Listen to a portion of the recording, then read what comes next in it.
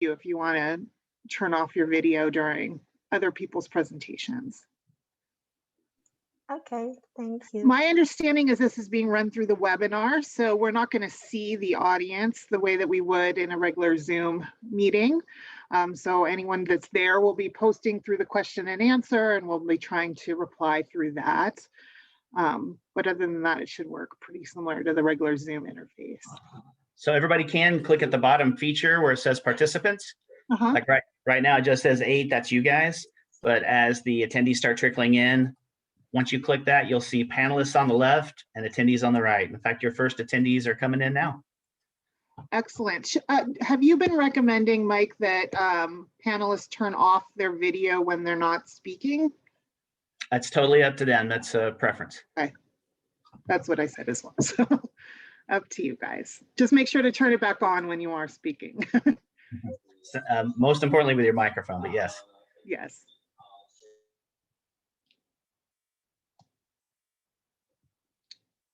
Well, I wish we were in person and we could have more of a conversation and a coffee or something after the session. But thank you guys all for participating in this for sure. Yes, it's supposed to be in Chicago, right? Or what is this year? Where was it? I don't know where the location is next year. I've lost track. Is Chicago? Ruth wanna coming back home. Yes, Wisnu and I we really want to coming back to UIUC. Coming back to Illinois. So yeah. Yeah, my understanding is at the very end, it just completely shuts off too. So we'll have to make sure the time that we keep our time. Yeah, I'm going to be giving you, like I said, a 10, 5, and 1 minute. I recommend using the 1 minute to do your thank yous and goodbyes. And 2022 will be in Boston. Boston, okay. We can be hopeful. We'll be in person next year.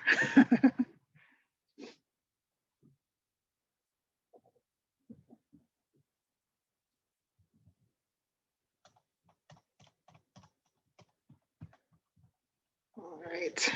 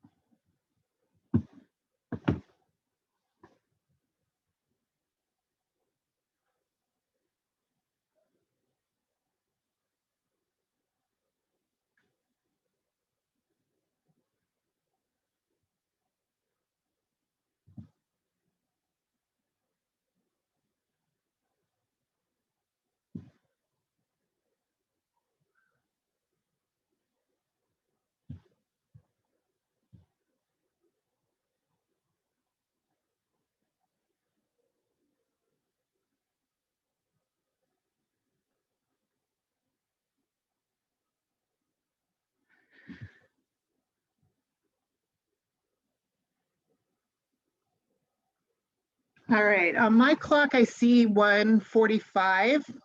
Mike, should we just start the session? Yes, ma'am. Thank you.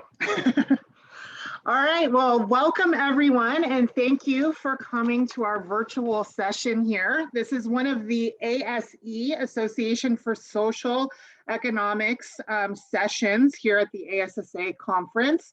If you're not familiar with ASE, I encourage you to take a look at the website to see all of the great work and activity that the association has. And perhaps you can also be a future participant on one of these panels for the association as well, if you're not already. So this session is Gender Stratification and Development in South and Southeast Asia.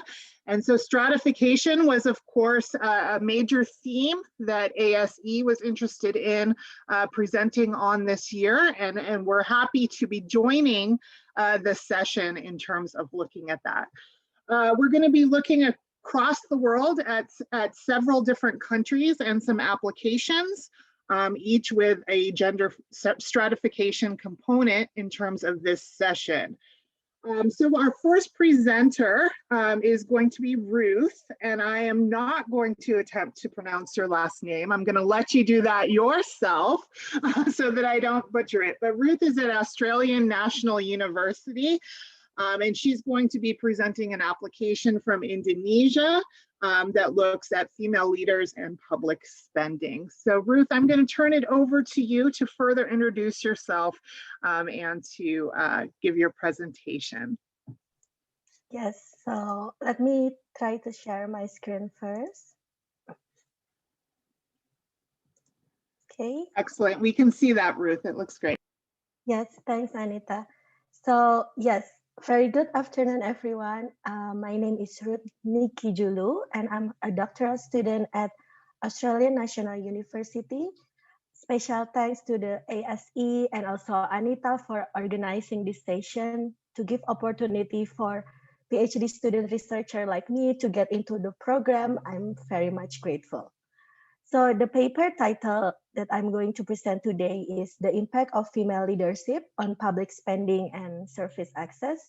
I draw evidence from Indonesia. This is a work in progress, so I'm really looking forward to hearing input and comments. In the last decade, more women have taken up leadership positions, both in public and private sector of many countries. The UN also includes women effective participation in political leadership as one long-term action of their SDG, Sustainable Development Goals. So these recent changes attract interest to understand whether there are implications of female leadership for public policy outcome. In this paper, I'm looking at the impact of female leaders at district level in Indonesia who were directly elected between 2005 and 2017. I focus on the executive leadership, means the head and vice head of the district. For result, I found that per capita spending on health, social, and infrastructure are higher for district with female leader in the office, and also female leaders in the office improve access to assisted birth rate by health professional and safe water access. So a little bit of the framework. Studies on female leader and policy outcome revolve around the thinking of politician preference. And there are two contrasting frameworks on that. First, according to classic work of Anthony Downs, political candidates only care about election result. So once they are elected into the office, they will have firm commitment to implement the policy from their median voter. Therefore, the preference of the politician may not impact policy outcome, and gender of the leader also doesn't matter. This view was later challenged by Beasley and Coate, who developed a citizen candidate model. So in this setting, elected candidates care about certain outcomes more than others. So once they elected, they are more correlated with their preference. Based on this framework, gender of politician may matter for policy purpose, since gender is one of the factors that can influence the preference of politicians. Given this contrasting framework, whether female politicians will have an impact or not remain to be tested empirically. So cross-country analysis and some study case in US and India found an increase in female participation in politics associated with more investment on health and early education. Some studies try to observe exogenous variation on female leader assignment, and they want to argue more for causality. So Chattopadhyay and Duflo here is one of the early studies that used the random setting of reservation policy of female village leader in India.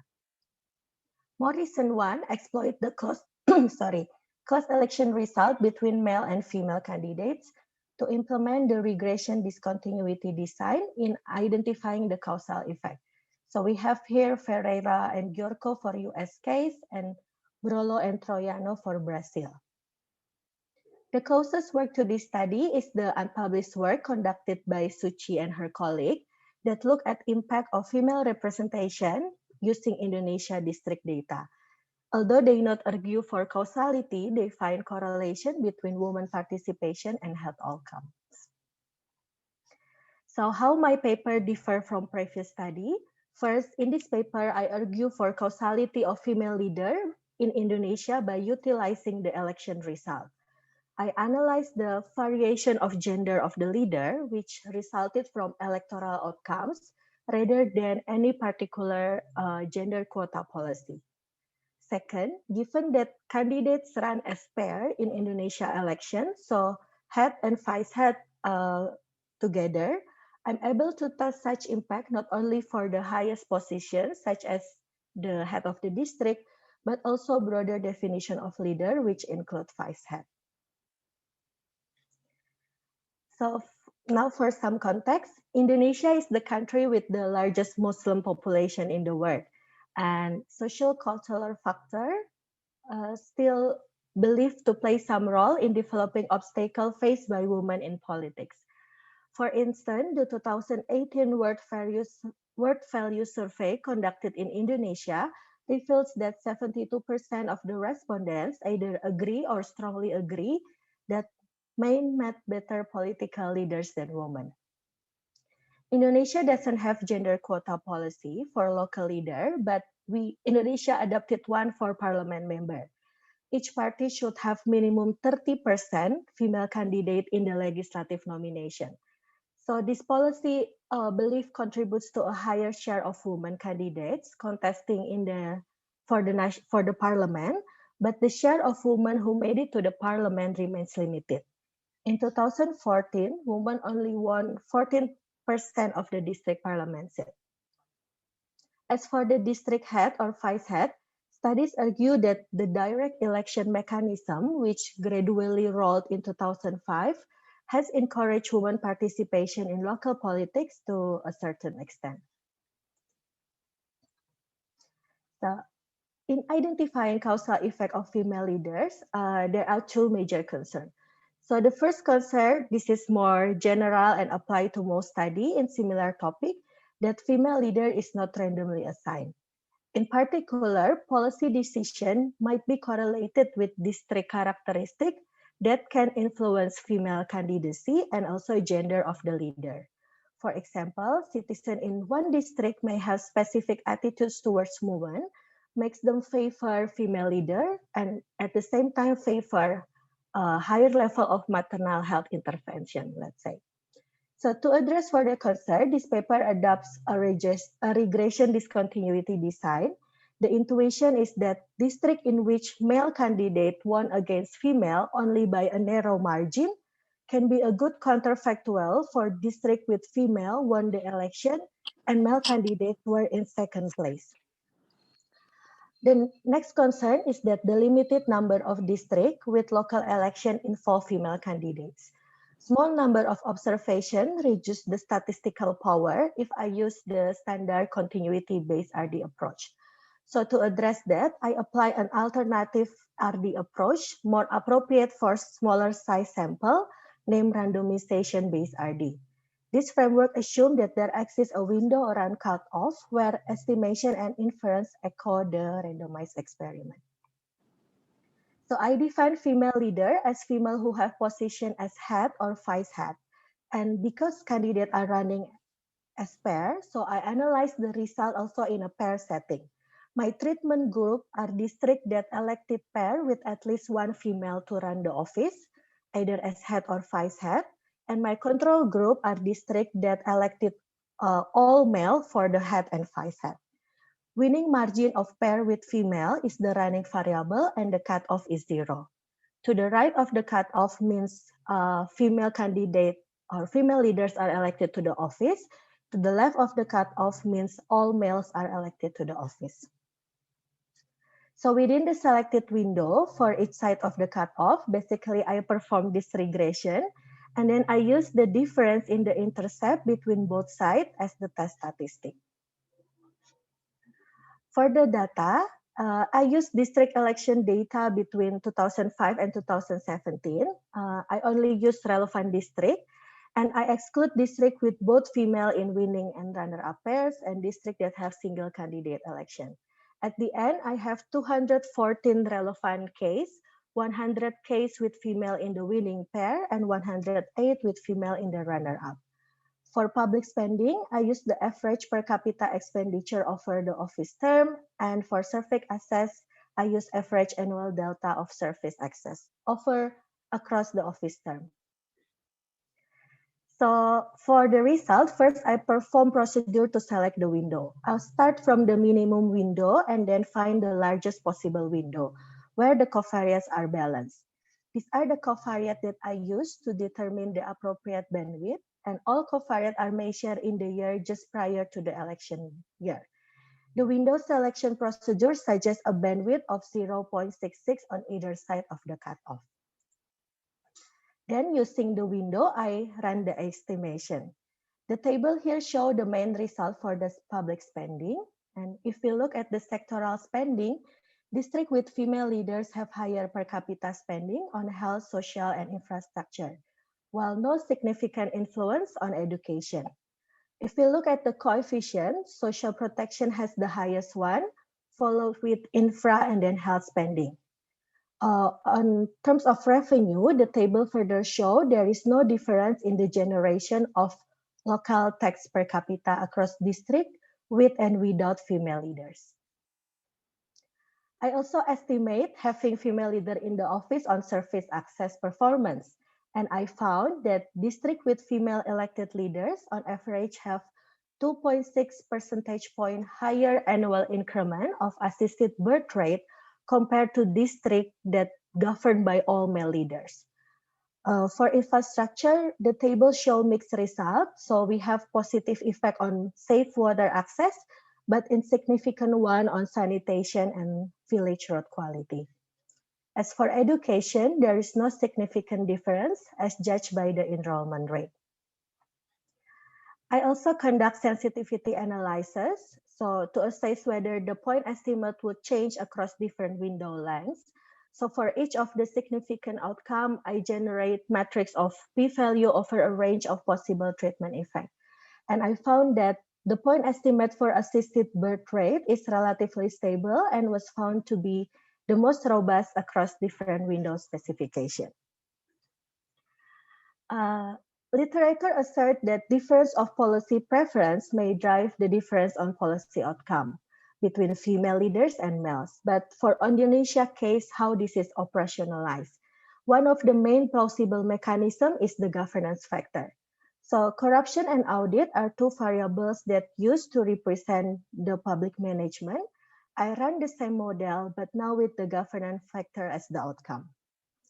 The tables show that districts with female leader have higher probability of recording better audit score. But for corruption, there is no significant influence, both on the case and also the prevalence. So this modest result suggests the presence of other transmission mechanism that I haven't captured yet in audit and corruption variable. For instance, female leader may adopt different way of delivering services, such as employ some local regulatory change. So to conclude, in this study, I found that districts with female leader in the office have higher per capita spending on health, social, and infra, also higher assisted birth rate and safe water access. This result points that female leaders influence policy outcome, particularly on sectors that continually concern women. And this finding provide evidence in favor of the citizen-based model, which highlight the influence of preference of leader in determining the policy choice. I also note some caveats in this study. First, some of the outcomes that I use are still gender neutral outcomes. So although there is no influence on overall service access, female may have influenced the gap between women and men accessing the service. Second, due to the limited number of observation, I'm not be able yet to capture whether there is any difference if the female is the head or the female as the vice head. So lastly, this paper also provides some policy insight. I think even in the male-dominated political environments and social norms such as Indonesia, there is no evidence that female leaders perform less compared to their male counterparts. This paper supports the importance of having equal opportunities for women and men to participate in politics. And on that note, let me close my presentation with one quote from the late Justice Ginsburg. She said, "Women belong in all places where decisions are being made. I don't say the split should be 50-50. It could be 60 men and 40% women or the other way around. But it shouldn't be that women are the exception." So thank you so much and looking forward for our discussion. Excellent, Ruth. And if we were in the room, you would be hearing applause right now. Thank you so much for that presentation. I will let the audience know that you do have an icon for question and answer at the bottom of the Zoom interface. And so if you have a question for Ruth, you should feel very free to type it into the question space, and we'll make sure to ask her that question. I guess while we're waiting, if people are still writing their questions, I will ask a question. I guess, Ruth, since we are here in a session for ASE, which is very interested in social economics and policy, I'm interested in learning from you kind of what your ideas might be for the policy recommendations that would come out of this. You mentioned, for example, that there was a quota system set up for women to get on the ballot to begin with, but maybe there's not a quota system for those who end up eventually serving. And so I was wondering if you might comment on that or any other policy implications you might be thinking about. Yes, thanks so much, Anita. I think that's a really interesting question, and also that's what intrigued me in the first place. So, in Indonesia case, we have the quota system, but only for the candidates because we still have this election system, which is the democracy system, right? So, as a matter of fact, because of this quota policy in legislative, it also encouraged women to participate in to running for the head and vice head. So in terms of the candidates, there are no problem. I mean, it's quite getting there to the ideal share of women contesting. But the problem is that from the nomination to be elected as the leader.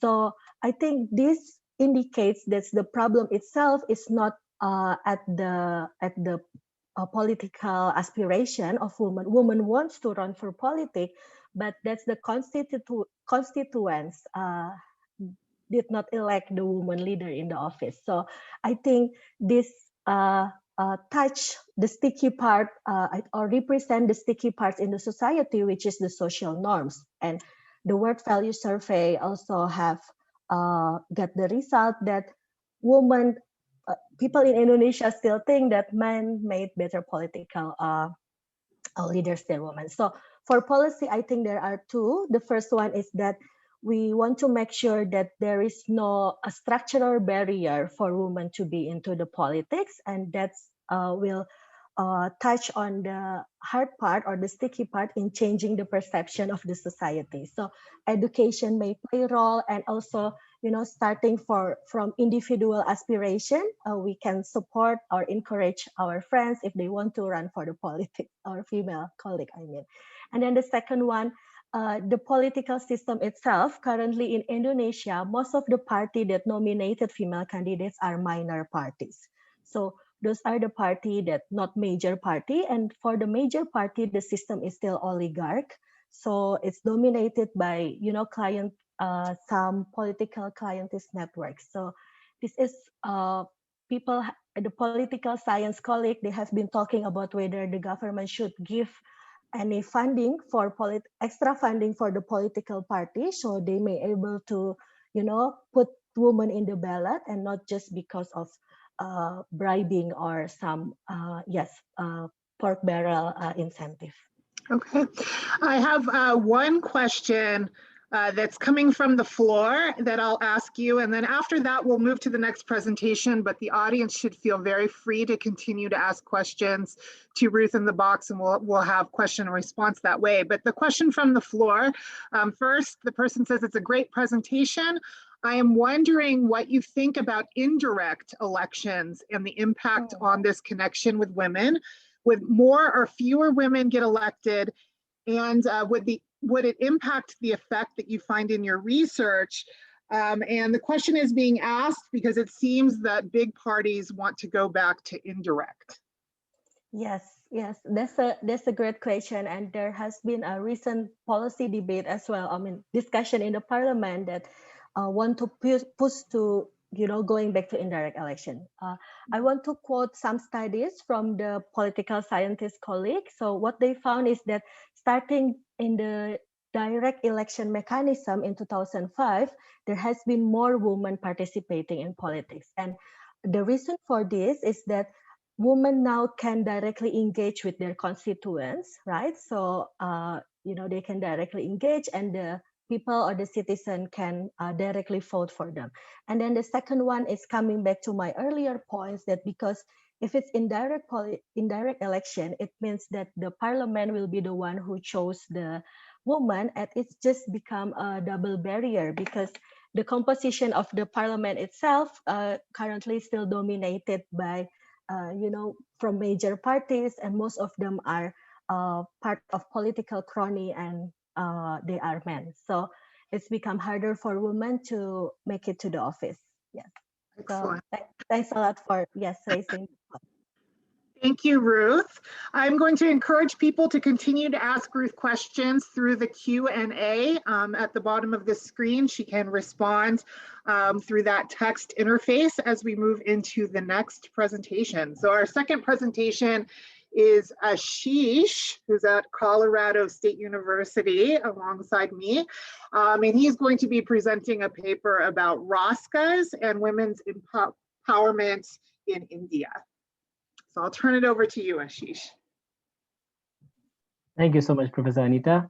I hope that you can hear me. Yes, we can. Sharing the screen right now and going to full screen mode. Okay, yes, thank you perfect. so much, everybody, for joining in for the presentation. The paper that I'm going to discuss is a collaborative work with Professor Anita here and Professor Ramaa at the Department of Economics, Colorado State University. The paper is titled Friends and Benefits, Endogenous Rotating Savings and Credit Association and Women's Empowerment in India. So to begin with, the paper was motivated by the fact that exogenous agency-led microcredit have been disappointing in terms of their effects on women's empowerment in developing countries. And so there is a pertinent need to look at microcredit institutions that are more endogenous in nature. I'll be talking about the difference between the endogenous and exogenous in some time now.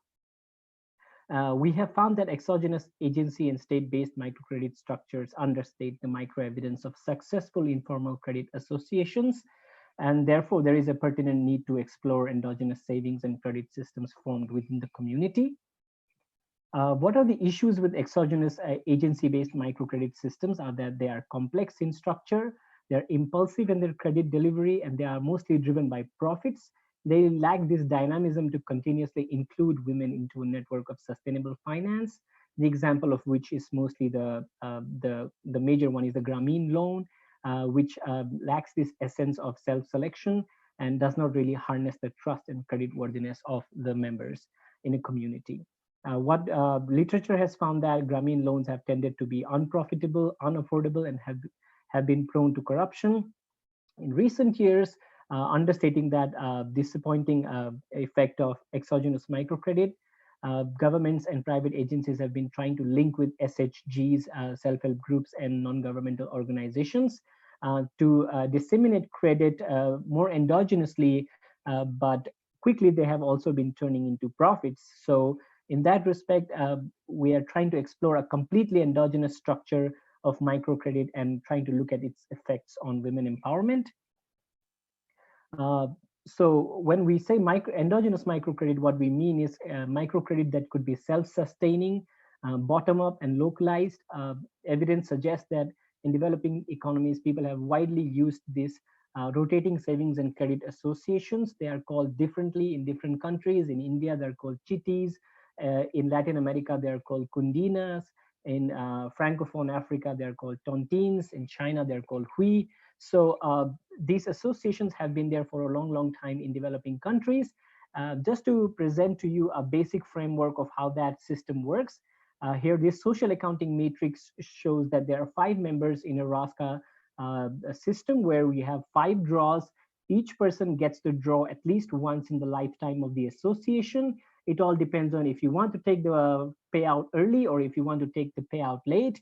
If you take the payout late, there is some reward for being the patient member. And if you want to take the payout early, there is this a slight penalty that you have to pay because you are in the most emergent need for the credit.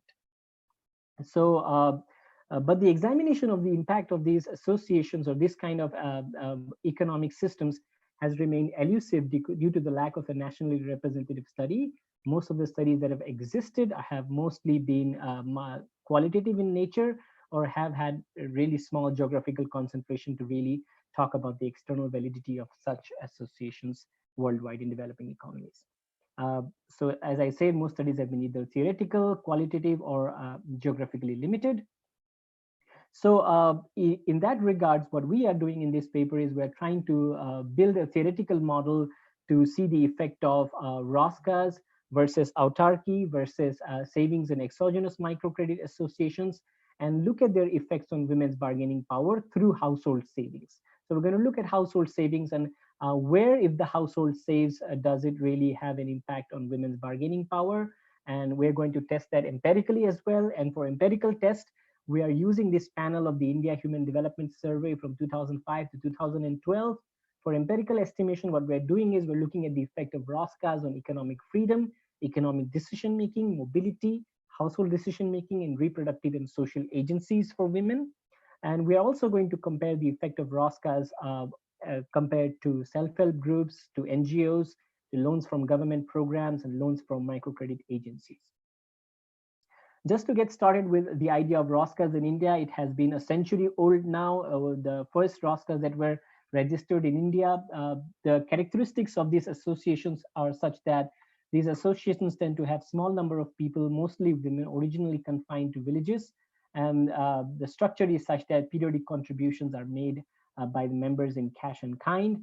ROSCA memberships are mostly found in India in South Indian states of Andhra Pradesh, Tamil Nadu, and Kerala. Women's participation tends to dominate household participation. And what are the underlying factors for membership are gender, language, caste, religion, and so many other attributes such as trust, social capital, respect, or longevity of in a particular region. These things affect ROSCA membership in India. So these are the characteristics of ROSCA membership in India. If you look at this figure, in 2005, such was the ROSCA membership in India. Darker regions imply higher memberships and lighter regions imply lower memberships. And in 2012, we see there is a slight increase in ROSCA memberships at the national level. This could be due to higher incomes for women due to employment guarantee programs and coincidental with lack of banking access for women, and also other factors that might have hindered women joining the formal financial institutions. So we explored this variation in an increase in ROSCA membership during this time period to see the effects on women's empowerment. But before that, we built a theoretical model where we have a Nash bargaining model between 2 members in a family, the husband and the wife. They have options to save for a good deed that they want to acquire. They can either save by themselves or they can save in ROSCAs. One of the main contributions in our paper is that we say that there is no strict preference for the good for the women. If it's not necessary that the good is so much more desired by the women than men to really enter into savings for the good. We also incorporate returns from bidding ROSCAs, and we also model the rate of default. So in that respect, if the household saves SR in ROSCA in the first period, then it acquires the good in the second period. We are assuming that this household is the more willing household that is willing to wait for the next period. And because the household is willing to wait for the second period, the household receives a particular return, this tau S, on the savings in ROSCAs, which for expositional purposes in our paper, we say that it is realized by the women, the wife in the household. Since we have the good is D and we have the preference for the husband is given by 1 minus delta, similarly wife's preference is given by delta. There is a possibility of default in ROSCAs, as these are informal associations, so we model default as 1 minus P. So in the first period, the household expresses demand for the good. Household could either save by themselves in autarky for the 2 periods or save in ROSCAs as SR. We assume that husband and the wife have fixed incomes, and we assume that they exhibit a constant relative risk aversion over primary consumption with theta as the relative risk aversion parameter. So the Nash bargaining model seen in equation 1 has been, here you can see has been transformed into an expected utility function given the constraints. And then we maximize this function. Then there is some algebra that goes on into finding what would be the equilibrium savings under autarky if you save by yourself, and what would be the savings under ROSCA. So here we can see in equation 7 and 8, you will see that savings in ROSCAs would be lower than savings in autarky. The amount of saving required to get the good would be lower in ROSCAs as compared to savings in autarky. This is because of this private benefit that is accruing to the women in the household, which is realized by the wife, as we discussed in our assumptions. So the proposition 1 says that household would have to save less as compared to autarky to acquire the good, effectively increasing women's consumption in the first period compared to autarky. Household would want to save more in ROSCAs as compared to autarky. When we calibrate this model here, we see that savings in ROSCAs, the decline in savings in ROSCAs with lower women's preference is also lower as compared to autarky, whereas households would want to save more in ROSCAs as compared to autarky because the rate of savings required for the same good is lower in ROSCAs. Then we look at the effect of savings in ROSCAs on women's bargaining power and savings in autarky on women's bargaining power. Here again, both of them are positive, but the increase in bargaining power with savings in ROSCAs is definitely higher than savings in autarky. With that, we come to the second proposition that given no default, the relationship between savings in ROSCAs and women's bargaining power is positive. When we calibrate this model, we see that here you would see the interesting thing here is that when the preference for the wife and the husband is equal, that is when delta equals to 0.5, savings under autarky gives no increase in women's bargaining power, whereas savings in ROSCA still gives some higher levels of bargaining power for women as compared to savings in autarky. And at every level of preference, you see that ROSCAs tend to outperform autarky. This is a comparison with exogenous microcredit, where we say that the expected utility function is such that the household gets the good in the first period, but has to pay back an interest to the microcredit association. This interest is the same here, tau, but we are not saying that tau in ROSCAs and tau in microcredit is the same, but for expositional purposes, we've kept it the same parameter. Here you would see when we maximize this function, we end up with change in bargaining power with change in exogenous savings. Here again, when delta equals to 0.5, exogenous microcredit does not provide any increase in bargaining power, whereas ROSCA still does. So what the model is predicting is that the marginal effect of women's bargaining power and the decision to take microcredit is positive as long as their preference for the good to be acquired is stronger than the husband, as shown in equation 15. If the preference for the good is higher for the husband, then an increase in savings with agency-based microcredit reduces wife's bargaining power rather than increasing it.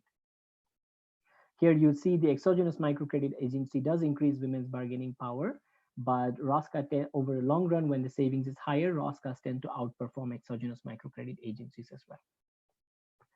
So given these theoretical predictions of our model, we use panel fixed effects model to see the effect of ROSCAs on a certain number of empowerment variables that we are talking about here. And then we control for household income, household head's education, age of the respondent, household size, among others, which are time variant and which are observable. And fixed effects captures the time invariant characteristics of the individuals. For the IV estimation, we look at average district level ROSCA membership as the IV for ROSCA membership. Literature has suggested that there is this negative selection bias in which women who are already very empowered do not really tend to join ROSCAs, as they can acquire whatever they want in terms of a good or service, etc., by themselves, and they don't really need to rely on long-term associations with community members to really acquire that good. Then we also check for sensitivity using cross-sectional models and the same analysis as in the panel fixed effects. We just have more observations in the 2012 cross-section, and we use a PCA of some number of variables to create indices of economic empowerment, social empowerment, and mobility and reproductive empowerment for women. Moving forward into the results, quickly, ROSCA membership increases women's likelihood of having cash in hand for expenditure by 1.7 percentage points. It increases women's joint property ownership by 3.3 percentage points, the likelihood of having a bank account by 7.8 percentage points, any employment for over a month in a year by 1.4 percentage points, and employment in a business activity by also 1.4 percentage points. As you can see, this is given in the table here, but I'm just elucidating the main points from the results here. In terms of economic decision making, ROSCA membership increases women's say in major purchases by 3.9 percentage point, most say in major purchases by 1 percentage point, likelihood of doing grocery shopping alone for the household by 2.7 percentage points, the likelihood of their husband discussing expenditures with them by 1.1 percentage point, husband discussing their works by 3.8 percentage point. ROSCA membership also increases contraceptive usage by 4.9 percentage point, membership in women's associations called Mahila Mandal by 17.9 percentage point, likelihood of having indoor pipe drinking water. Now I'm talking about collective goods here for the household, which we believe disproportionately affect women.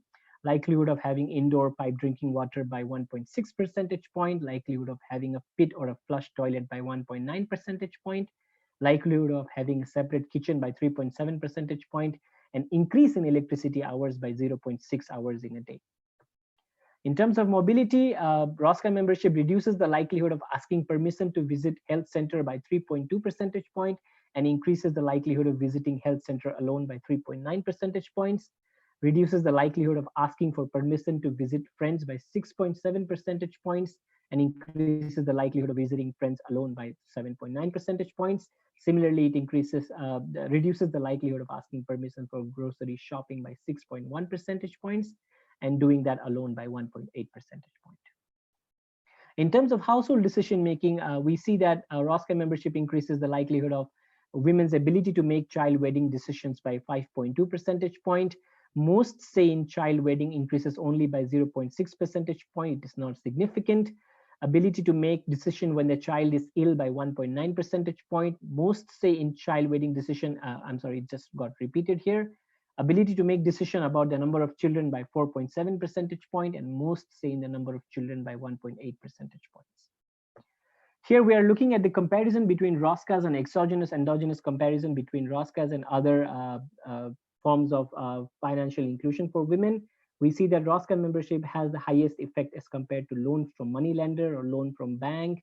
When we talk about loan from ROSCA, it does not necessarily mean that the individual has to be a ROSCA member. You could take the loan from ROSCA even without being a ROSCA member. So these two are not mutually exclusive or mutually inclusive also. So, and loans from government program, households membership in NGO, and households membership in SHG, as we can see that ROSCA membership tends to be doing better in terms of economic empowerment for women as compared to all the other forms of financial inclusion for women. And here we look at the IV fixed effects for robustness exercise. We looked at the instrumental variable fixed effects, with the instrument being the average district level ROSCA membership. Here again, we see that ROSCA membership tends to have a strong effect on it kind of minimizes the negative selection effect in our baseline panel fixed effects model.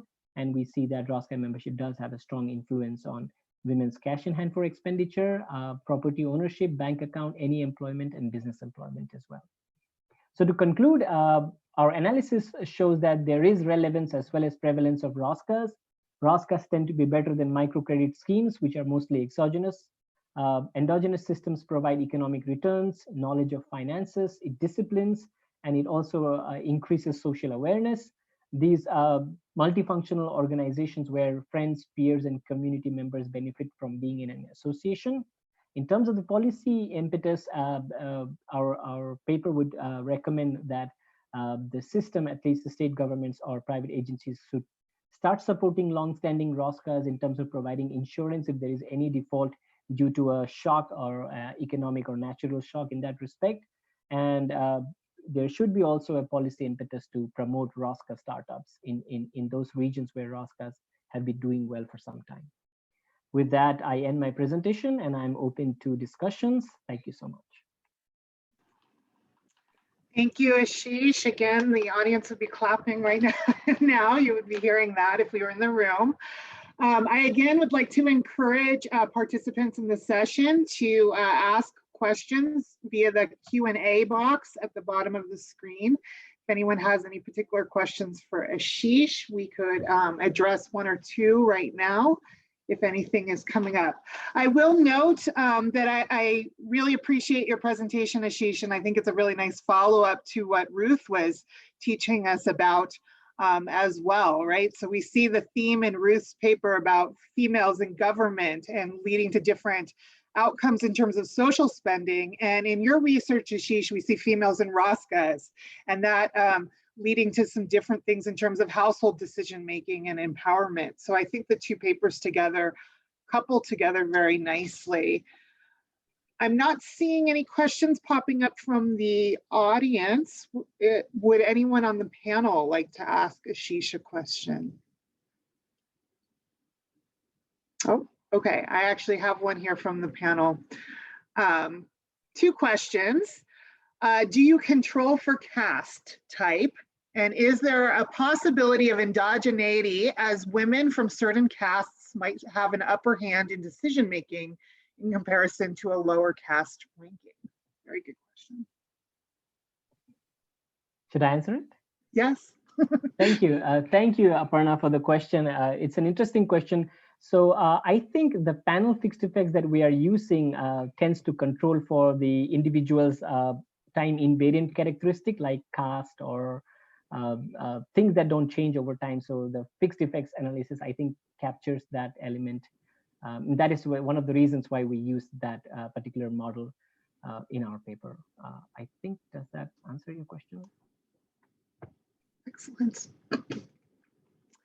All right, well, we are going to move to our next presentation, but I will again encourage you, if you have additional questions, to ask them in the Q&A, and Ashish can continue to answer some of those by text, if not verbally at the end of the session as well.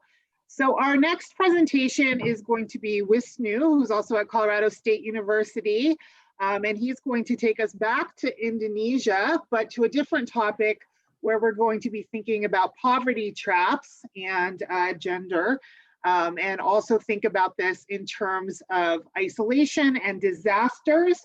Where Ashish ended, he kind of mentioned that there might be some differences in moments in time where you have an economic shock or an environmental shock. And so we're actually moving right into that. Well, I'm going to turn over the floor to you, Wisnu. Thank you, Dr. Pena. Yeah. Hello, everyone. My name is Wisnu. I am a PhD candidate at Colorado University. This is like early presentation of my dissertations. What's your meditation?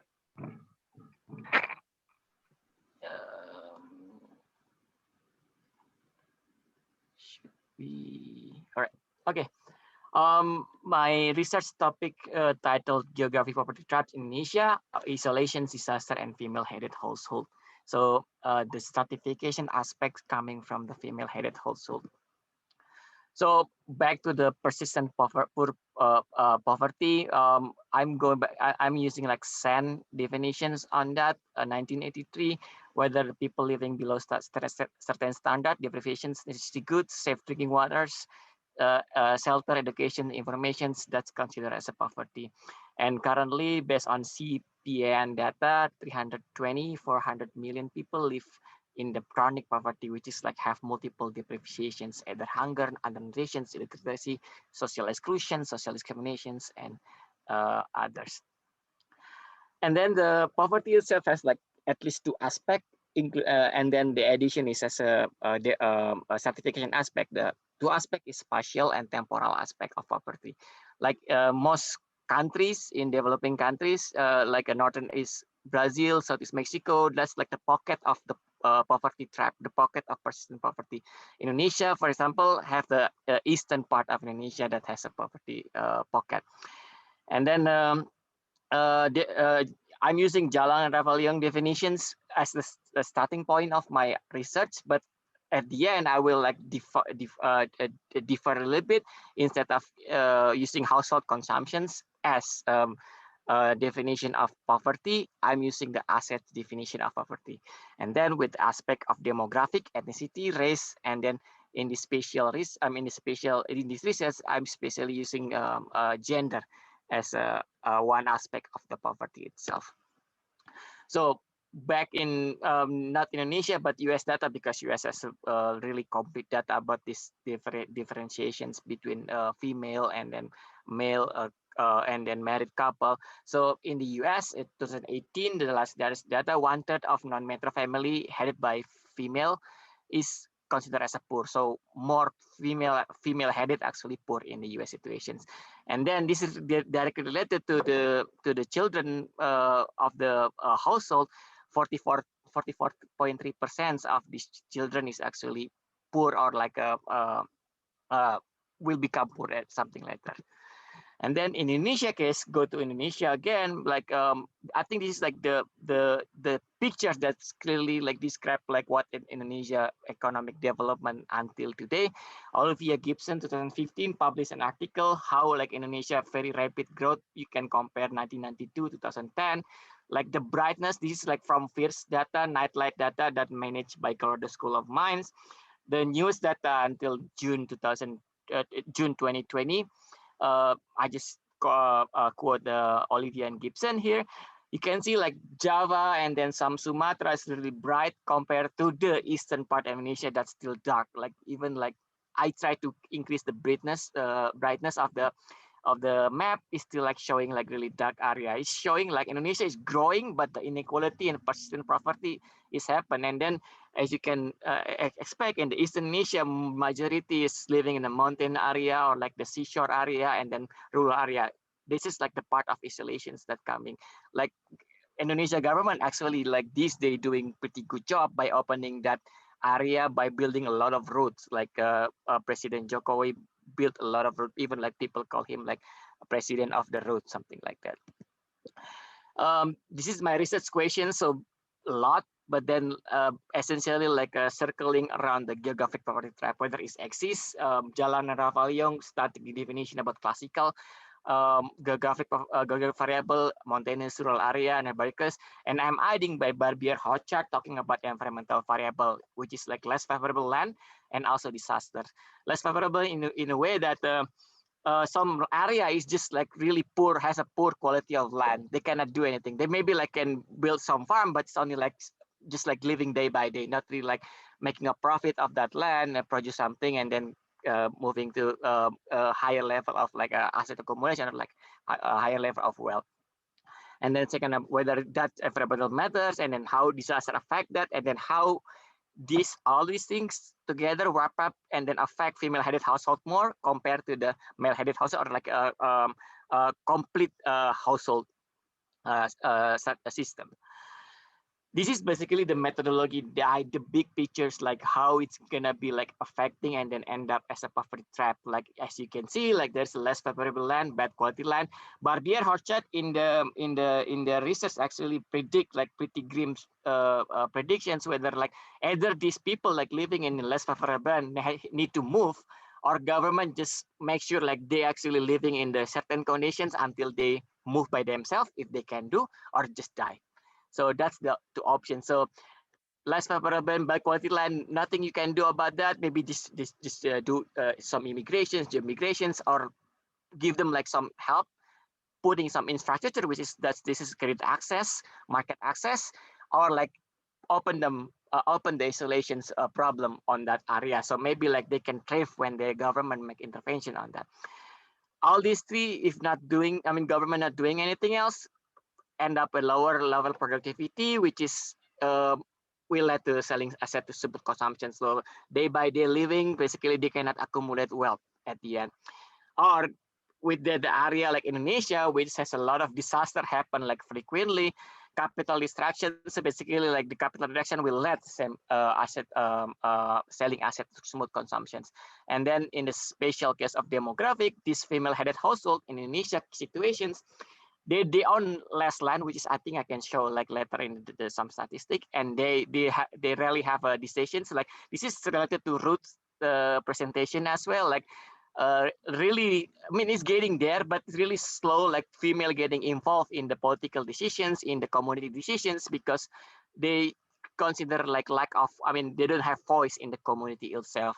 So that's create the lack access of community safety net. Like I have experienced like a lot of decision in the community who got the government program is only like couple of male or like 3-4 male decide like okay, this household get it, this household get it. So that's the problem, like when the female not include, and then they are like female headed, so they cannot affect that decision. So at the end, lower level of asset accumulation, and that I consider as a poverty trap.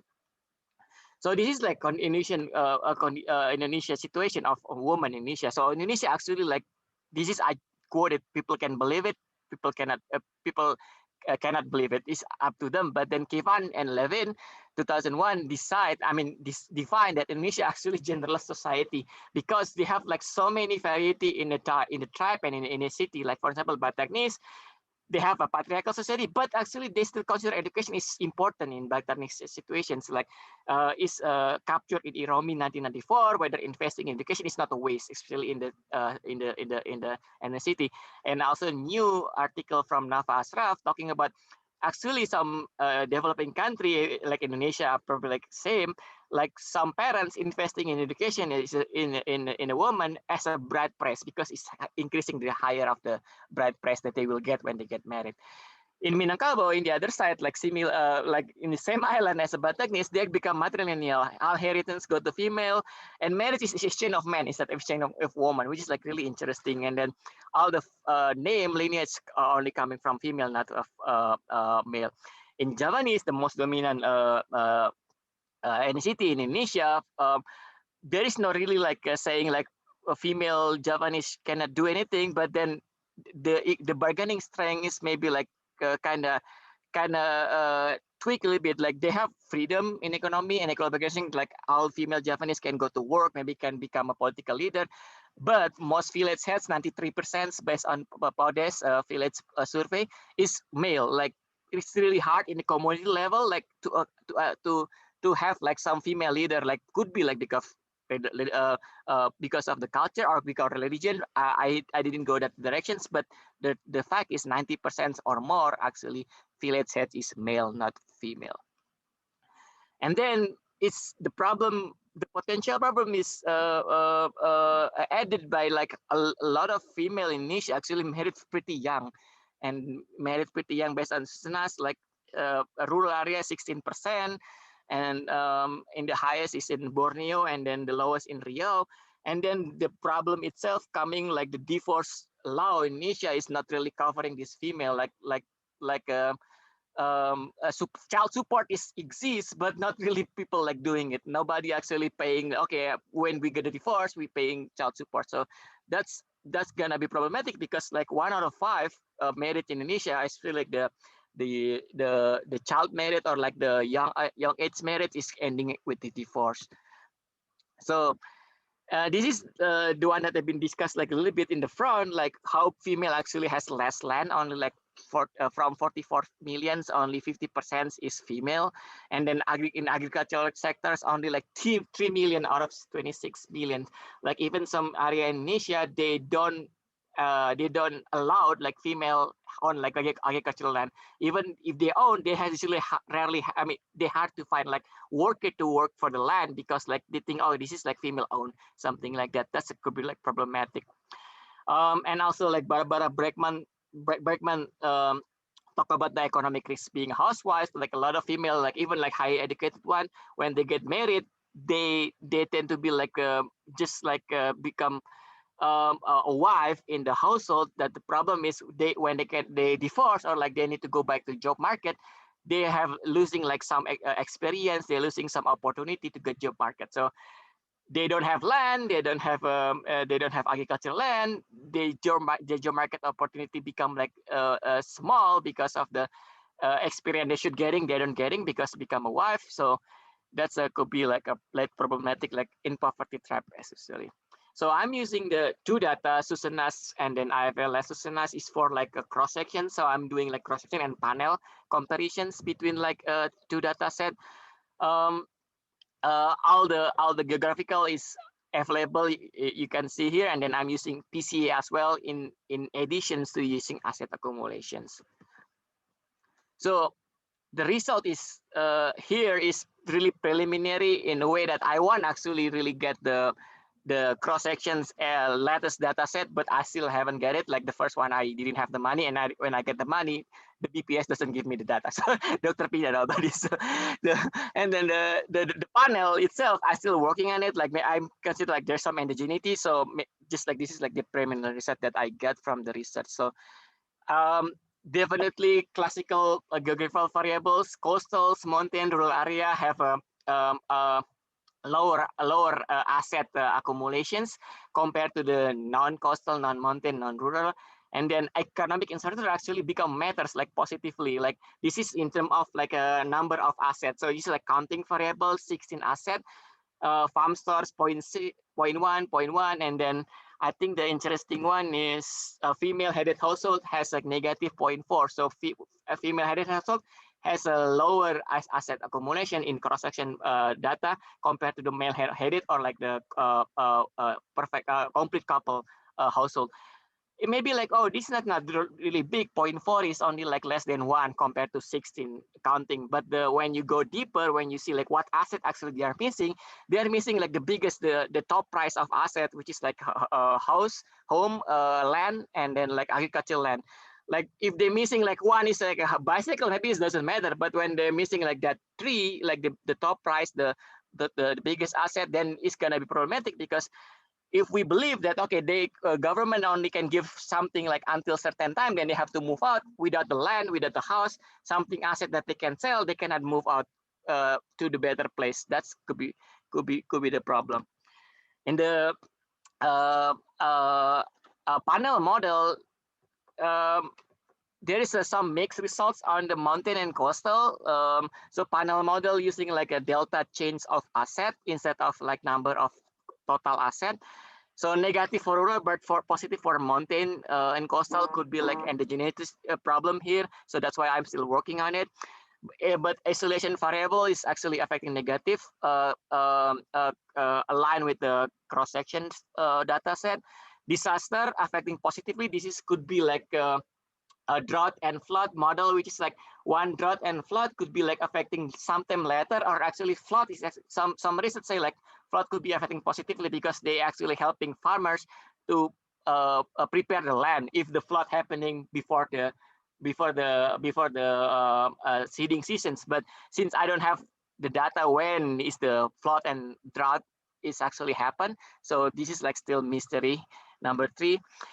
And as a conclusions, like the main point is like number 2, like speed up infrastructure constructions like government actually do right now, and then comprehensive social protection. So in terms of comprehensive, like Indonesia has a history, the transmigrations, like they're sending people to new places in it, like better places in order to thrive. But the government doesn't offer like much after that. Like they don't offer like education, they don't offer like what they need to prepare when they move, because if they want to like be success, then they have to prepare like the human capital as well. They have to prepare like the starting point of not only like just giving you a home and land and then you can become rich, but starting point that actually can be like a make people like better place.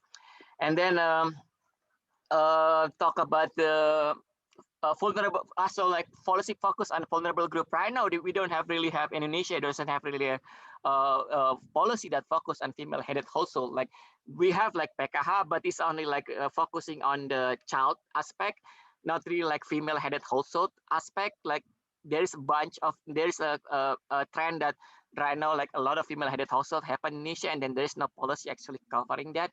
That could be like problematic because as the research and the empirical data said that female-headed household tend have to be like lower asset accumulation compared to the other group. That's it. Thank you. And then I'm looking forward for your questions and suggestions. And thank you for ISE, Dr. Pena, and ISSA for having this conference. Thank you, Wisnu. Excellent presentation. I will note to you, Wisnu, that there was in the question and answer, there's a recommendation of a reading, a book on gender, power change, gender relations, and so forth in rural Java. So you may take a look at that reading if you have not already. I will also mention to the audience again that if you have additional questions for Wisnu on this presentation or suggestions, since it is a work in progress, we would be very open to you asking in the question and answer box.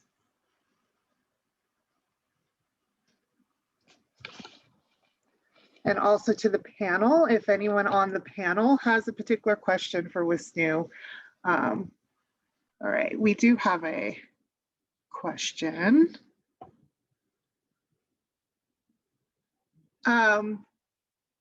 When we talk about geographical characteristics, it's usually we also discuss location.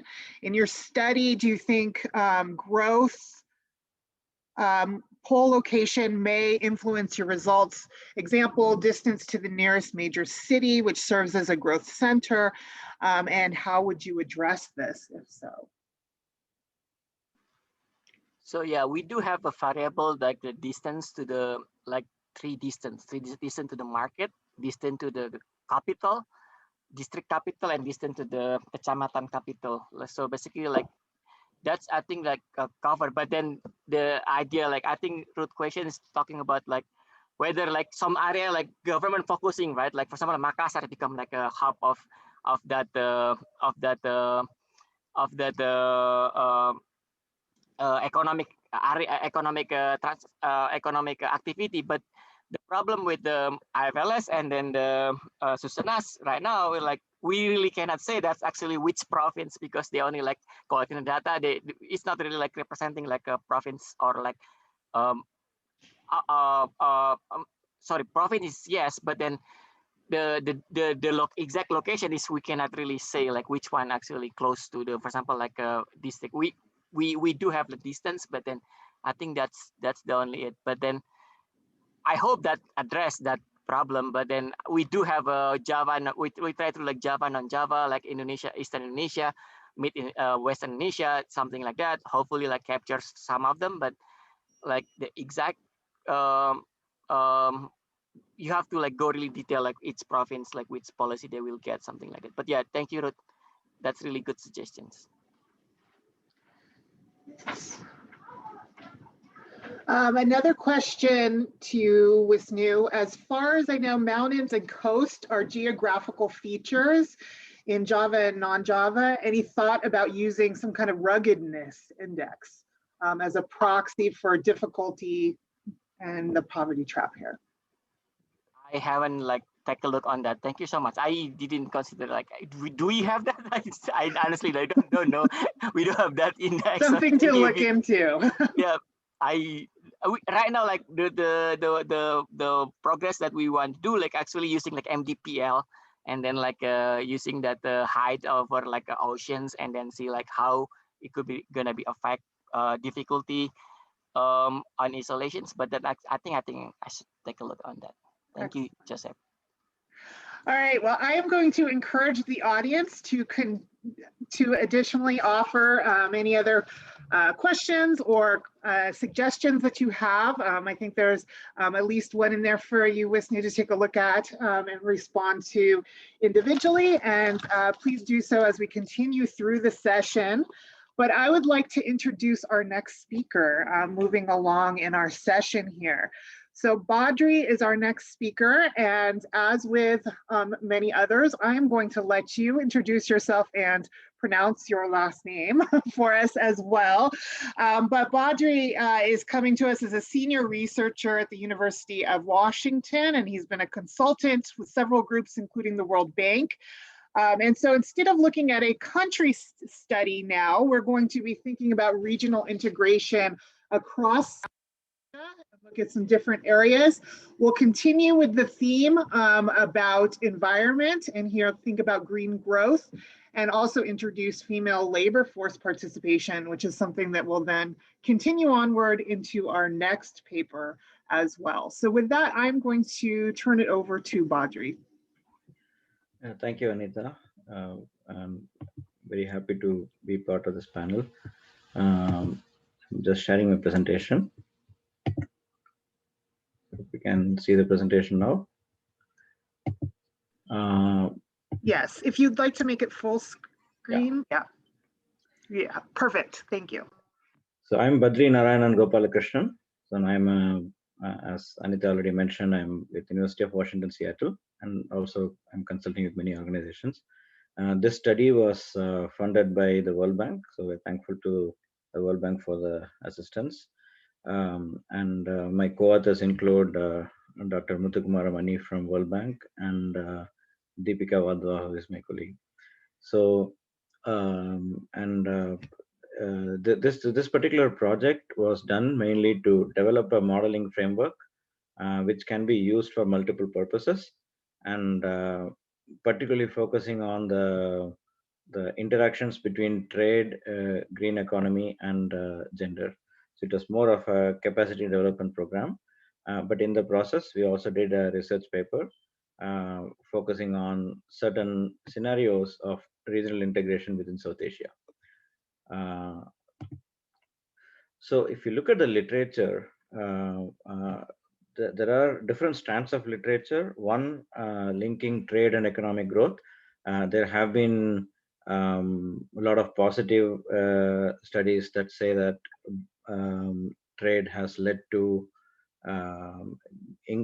more positive economic growth, primarily because of you have cheaper imports and they reduce the prices, so that drives greater demand in the economy, both from the consumer demand side and from the producer side, because the producers can get cheaper inputs that are imported.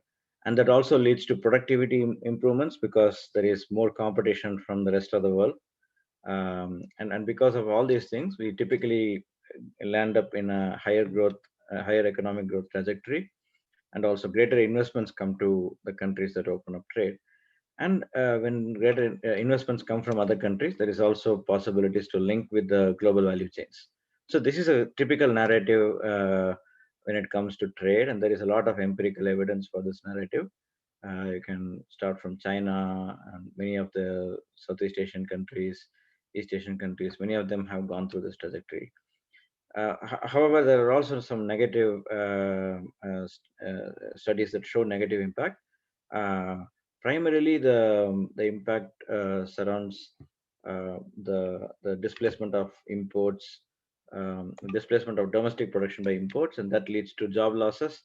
In many cases, it could be temporary, so the laborers can move from one sector to another, or in some cases, it can be permanent.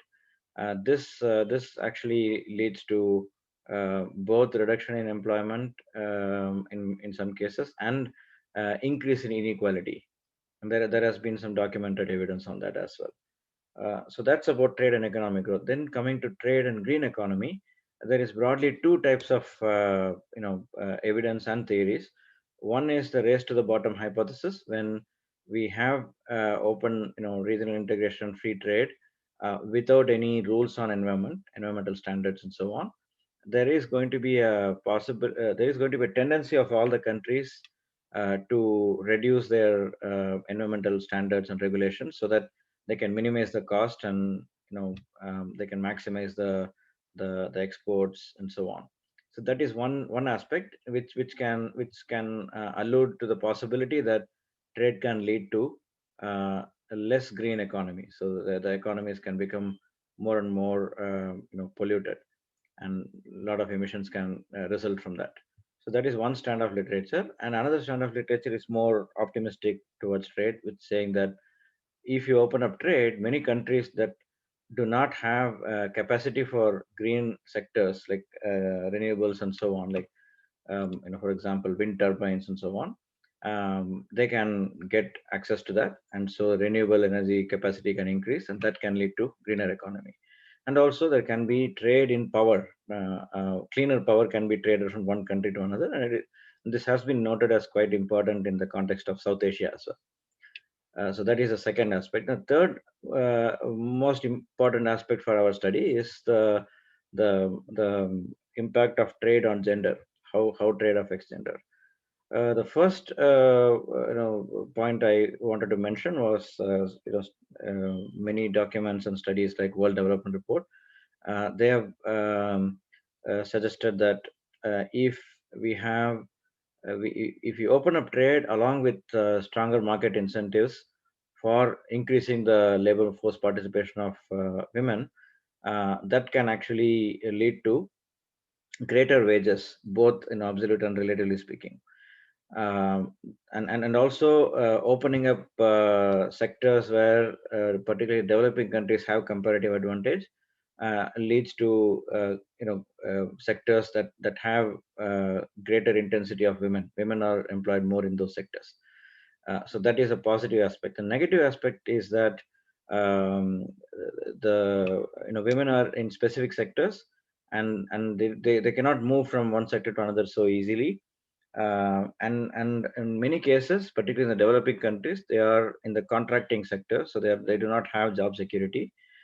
So whenever you have this import substituting domestic production, that can lead to job losses, and that can disproportionately affect the women.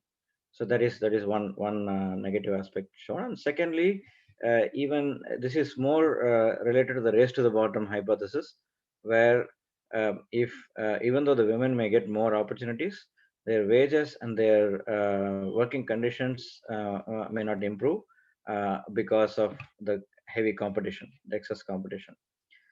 So now these are all some aspects, and if you're interested in this literature, in our paper we have documented some of this literature. But our thinking was that there are three different strands of literature, how to integrate them. So how to look at the impact of regional integration on economic growth, green economy, and gender. How can all these three things focus together? And this kind of a focus is quite important, particularly in the context of SDGs, Sustainable Development Goals, and so on. So since this conference in 2012, there has been greater discussion on this trio combination of these three things: gender equality, economic development, and sustainability. So now coming to South Asia, and the next question would be why did we choose South Asia for our study? The most important thing is the trade. South Asia has been one of the most rapidly growing regions in the world.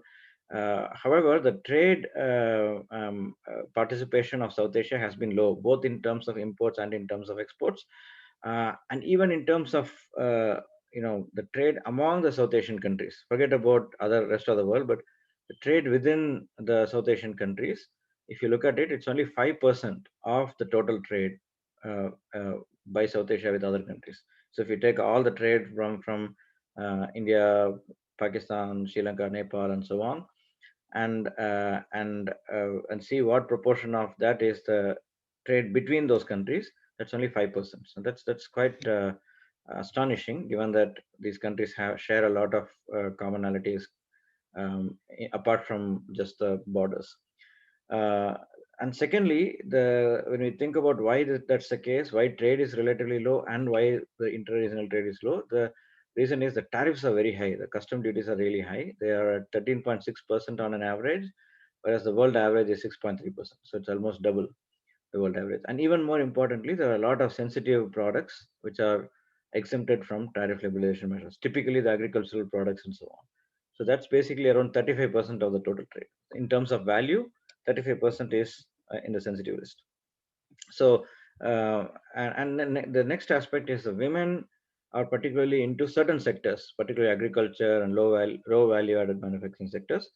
So now, when you combine the three objectives we talked about, the regional integration along with greener economy, which actually to a large extent related to some of these manufacturing sectors we are talking about here, and the livelihood generation of women. So that's the combination. So regional integration itself is an interesting topic, and these are the sustainable development goals are quite important. So basically, what we see is that there is limited literature in this combination, and particularly we focus on this particular central question: can opening up trade within the South Asian countries provide more opportunities for women and lead to a greener economy? And we want to examine it not using past data, but because there has not been enough regional integration there, and nothing of this has happened already. So it's more futuristic. So we want to do this in an ex ante sense. So that leads to the methodology aspect of our study.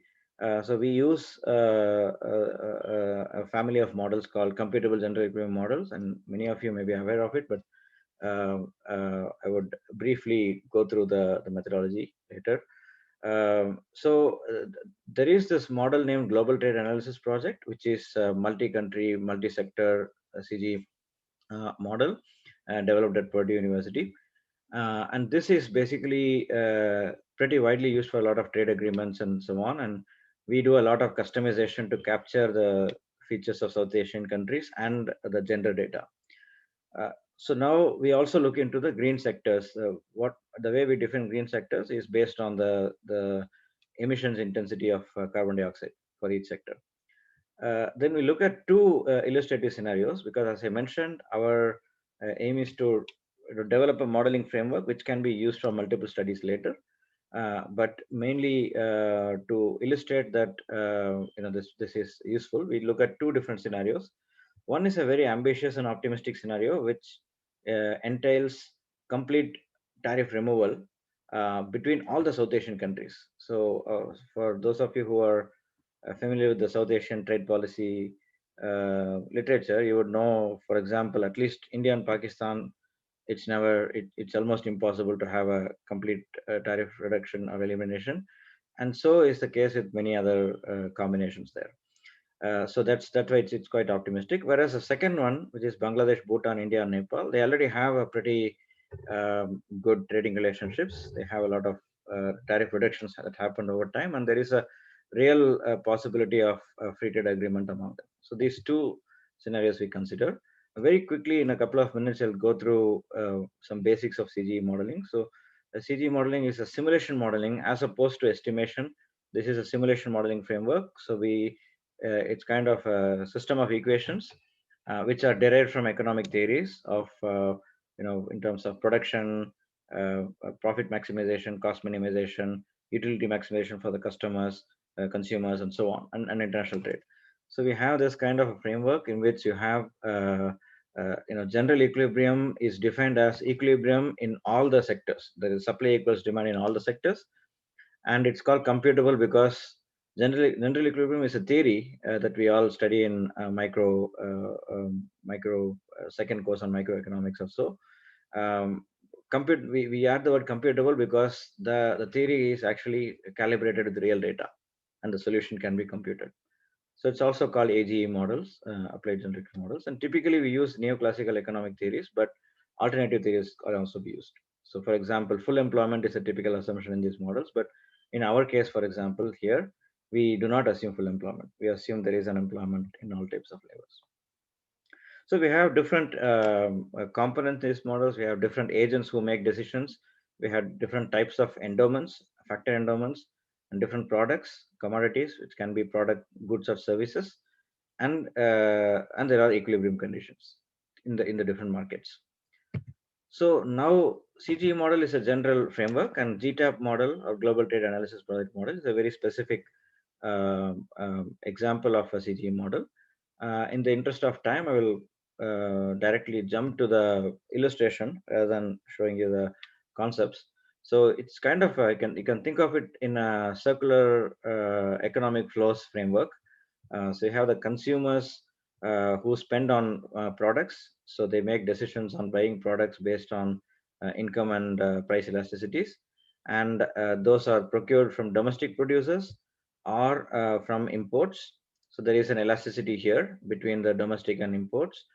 Similarly, the government also has choice between domestic and imports, and the producers also, the companies, the firms also have a choice between domestic and imports in terms of the intermediate inputs, and they have a production function to produce their products, and they get factors. Land, labor, capital comes from the population at large, and also the savings from the people is then converted into investment that is also used by the producers.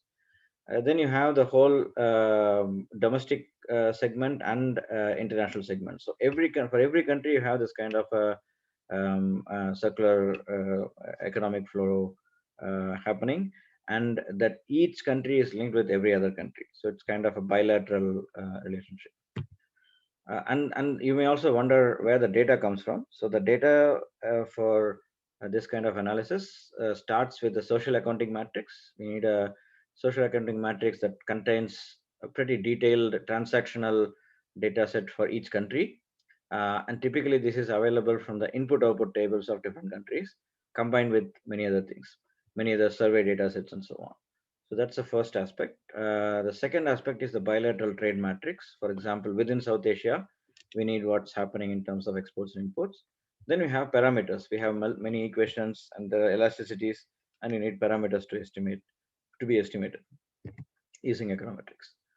So now, basically, we take this GTAP data and model. So it's beyond the scope of this presentation to explain all the details there. So I just showed you a summary.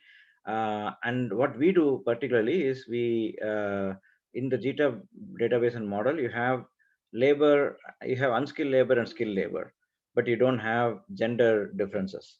So the first thing we do is we look at various household surveys in all these countries, all the South Asian countries, and we derive the sectoral distribution of employment and wages of men and women for unskilled and skilled labor. So we understand how much unskilled labor is used for each industry and how much skilled labor is used for each industry for men and women separately, both in terms of employment and in terms of wages, the wage differentials and so on. And one modeling assumption we make is we first create a substitution between male and female labor based on, we derive some elasticities based on the data. And secondly, we also assume that there is unemployment, there is a pool of unemployed labor that is available in all these categories to be employed as and when there is demand. Okay, so now I'll jump to the results. So I will first talk about the macro results, the GDP results. So as you can imagine, we have two scenarios. One is Bangladesh, Bhutan, India, Nepal, as I mentioned. Another is South Asian Free Trade Agreement. So in Bangladesh, Bhutan, in India, and Nepal, as you can imagine, the three countries, Bangladesh, India, Nepal, and Bhutan, these four countries, they benefit from it because they are the ones who are opening their borders to trade among themselves. So they're all benefiting. And a small percentage point, like 0.3% for Bangladesh and really small for India, 0.06 for India. Because as I mentioned earlier, the trade between these countries is not huge to begin with. So even if you remove tariffs, it doesn't increase so much. But it is, it's $1 billion. It matters for $1 billion for India, for a few hundreds of millions of dollars of other countries. In SAFTA, on the other hand, you see that all the countries benefit. So in BBIN, you do see Pakistan and Sri Lanka lose tiny bit, not much, but a little bit. But in the SAFTA scenario, all of them benefit. So this is the GDP effect. So next, I would go to the trade effect. So if you see trade, there is a lot of movement here. Exports increase a lot for India, Bangladesh, and Nepal and Bhutan. For Nepal, you see it's really huge number, like 36% increase. Both in both cases, in both BBN and SAFTA case, because they have high tariffs and there is a lot of volatility when it comes to exports and imports. So imports do not increase so much for Nepal, but exports increase a lot. Whereas for other countries, both exports and imports increase. And we also see other macro impact, and basically that's about consumption, investment, and government. We see that in most cases there is an increase in all the macro variables. You see India, everything increases, whereas for Bangladesh there is a small reduction in consumption and government, but there is an increase in investment.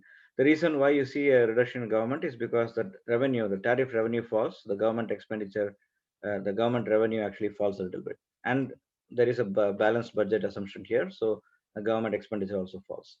And similar trends for you see for Nepal, and in the case of Pakistan, it's more positive when it comes to SAFTA. Now, most important result I wanted to show is the employment impact. So when you see employment, we see that there are two things here. One is skilled and unskilled labor, and another thing is male and female. So when you look at the BBIN scenario, Bangladesh, Bhutan, India, Nepal, so you see that Bangladesh, in Bangladesh, female labor gains more employment than male labor in both skilled and unskilled labor. And same is the case even for the SAFTA scenario. In all scenarios, female labor gains more opportunities compared to male labor. In India, the difference is not much. In fact, if anything, in skilled labor, female labor is gaining less than male labor slightly. For Nepal, you again see that female is gaining less than male in some cases. In unskilled labor, male gains more. In skilled labor, female gains more. In Pakistan, in the SAFTA scenario, you see that female gains more than male. So likewise in Sri Lanka also you see similar kind of trend, and same for Bhutan. So now when it comes to the real wage effect, because it's not only the employment but also the wages that also matter. So here we see that the wages actually decline in the case of Bangladesh in all scenarios and all types of labor, whereas for India it increases. So Bangladesh actually is able to, because of the competition in terms of trade, it has to cut the labor costs, and that leads to reduction in wages for all kinds of labor categories. Whereas in India, it's a gain all through, but there is no difference between male and female. It's kind of very uniform. In Nepal, again, there is a reduction in wages, but it is not very different for the two categories. And same holds for Pakistan. There is a gain when it comes to SAFTA, but in terms of BBIN, there is not much change. So that is one aspect. So we looked at the gender aspect so far. Next, looking into the green industries, there are a lot of industries in the data set. We have around 72 industries. So I just look at the green industries. These are all the sectors that are classified as green, some agricultural sectors, some renewable sectors, and so on. So predominantly we see, these are for different countries. So predominantly we see because of SAFTA, you see an expansion in the green sectors predominantly. There are some reductions, but predominantly there is an expansion.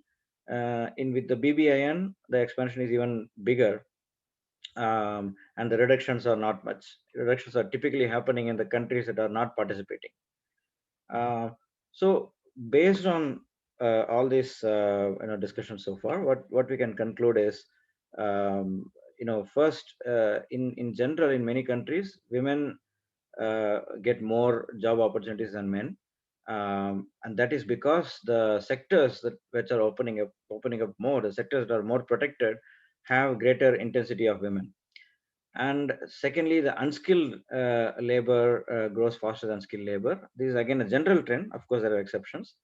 And Pakistan and Sri Lanka, if they don't participate in the free trade agreements, they face a reduction in employment.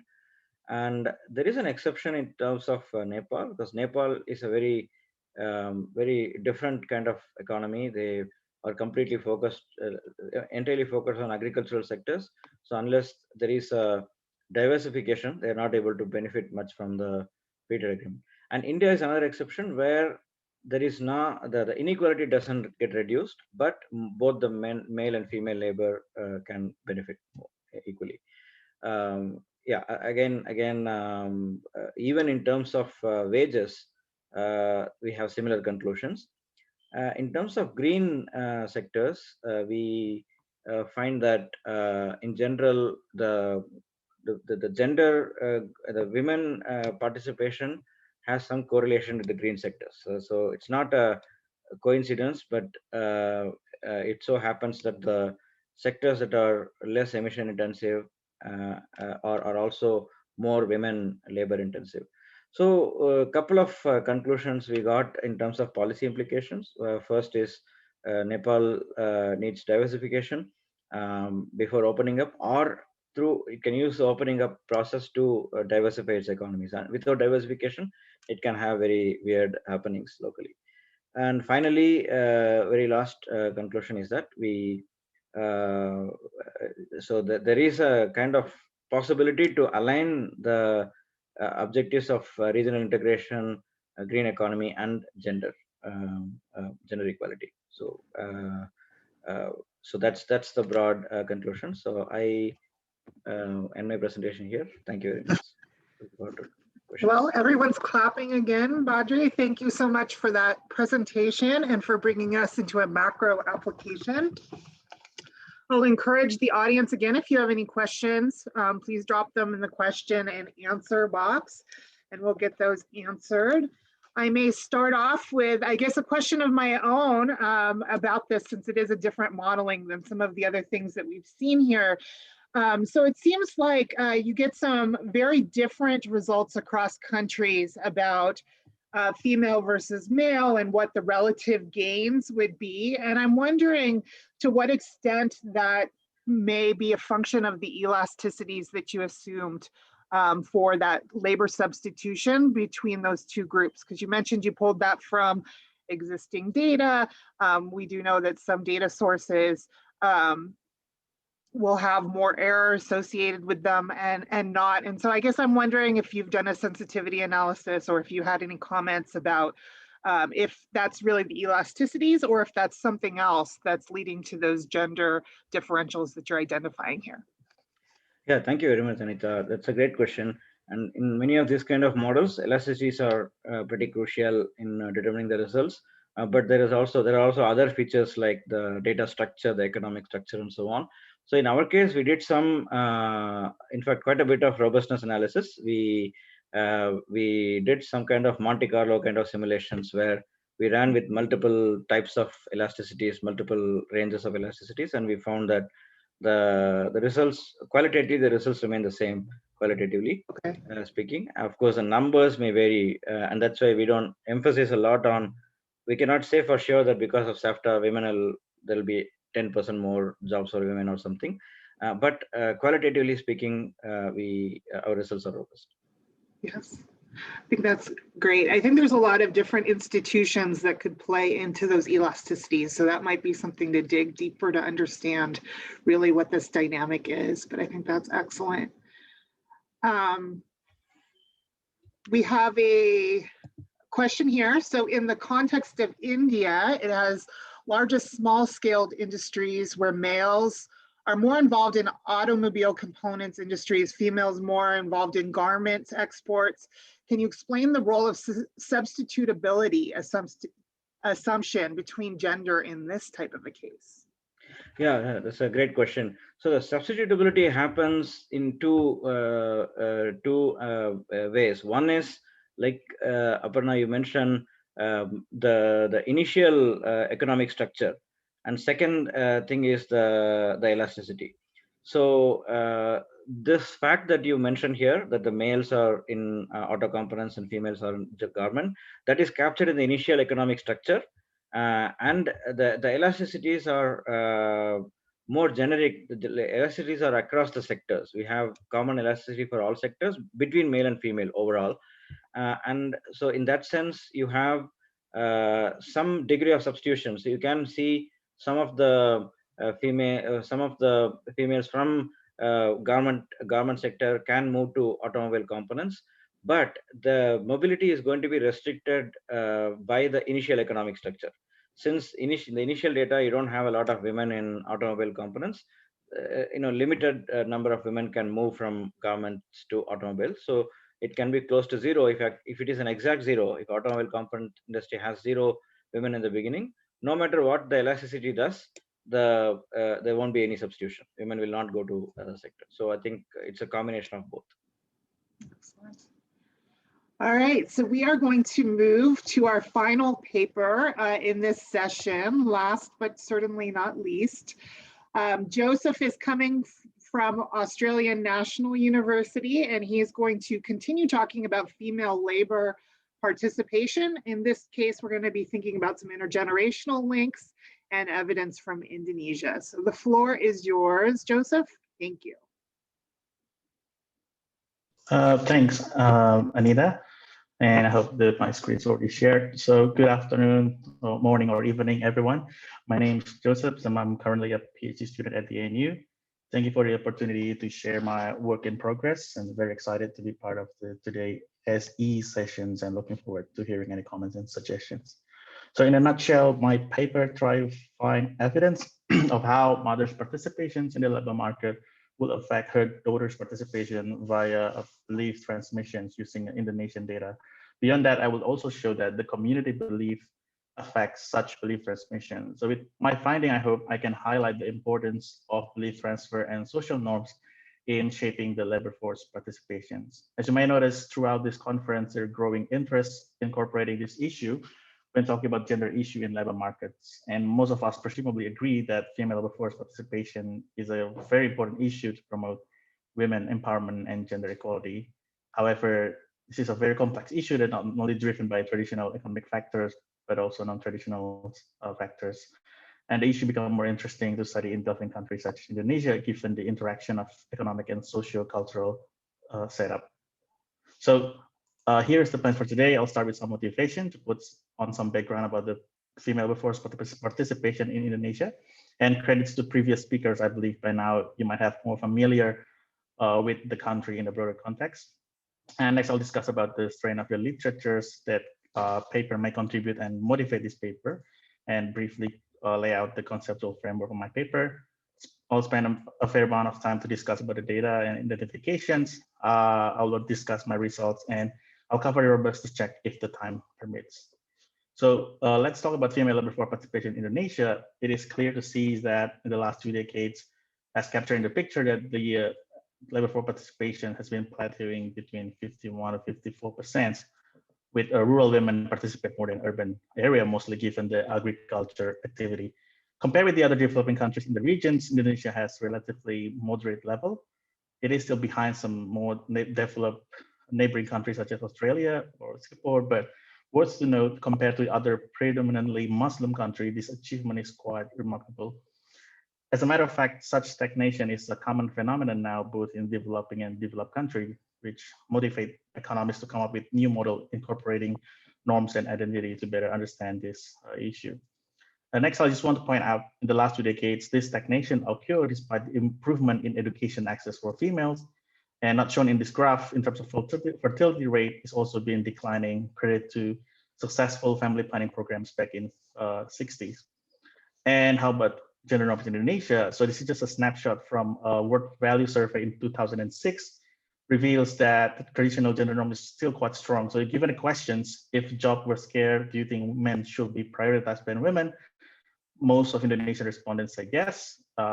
Men holds this into this perception more than women, but what's surprising is within the female across cohort, we can see that there's no significant difference. It means that the gender norms has been slowly moving in Indonesia. And in terms of the framework and the literature, so this paper fits to the growing discussion about the important norms. And Raquel Fernandez et al. 2004 and 2013, I think, firstly proposed creative models on intergenerational labor force participations.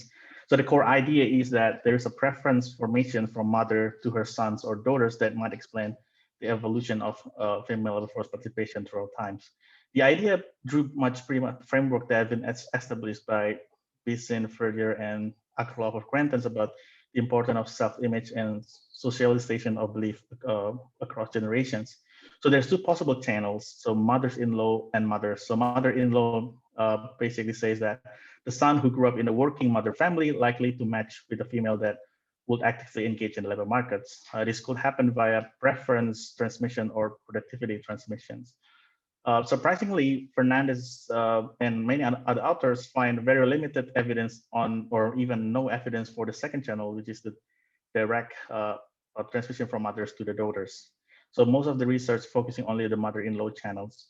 But however, recent literature start to pick up some evidence on the second channels where it finds mothers transmit some gender attitudes, beliefs directly to their daughters. So in my paper, I'm interested to investigate the second channel, which rely on direct preference formation from mother to daughters, and built mainly by the previous framework. But I argue that this transmission may be affected by community beliefs, since a child not only want to confirm family value, but also want to confirm society or communities around them. That could partly explain why mother-daughters links sometimes cannot be found. So I posed three questions. First, do we observe that there is intergenerational link between mother and daughter in terms of labor force participations? Second, how's the community norms affecting this link? And the third, if such link exists, do we observe the nurture mechanism? So what possible mechanism behind it? So to answer these questions, I need a long span longitudinal household or individual data that able to observe mother and daughter's employment history. In this case, Indonesian Family Life Survey, or FLS, provide that unique opportunity. So FLS is a nationally representative ongoing panel socioeconomic survey, which reach socioeconomic information, and also on top of that, also provide community level information. So it's available for 5 waves. The first one is 93 and the latest in 2014. And it's not just following the original household, but also their split-off households. Another great feature is the fact that it has a very low attrition rate compared to other longitudinal data. So in my study, I focus on biological mother and daughters who live together. So the baseline is in the 1987 or second wave of the FLS. So this will include single mother household, but will of course exclude the single father household. So the daughter is restricted to be between 2 and 22 in 97. So why start it at 2 years old? Because there's been literature about there's a huge drop in women labor force when having 0 to 2 years old children, and this drop can be temporary. While 22 is the age when finish university in Indonesia, and most women likely still living in the family. So the final sample will be 4,173 daughters.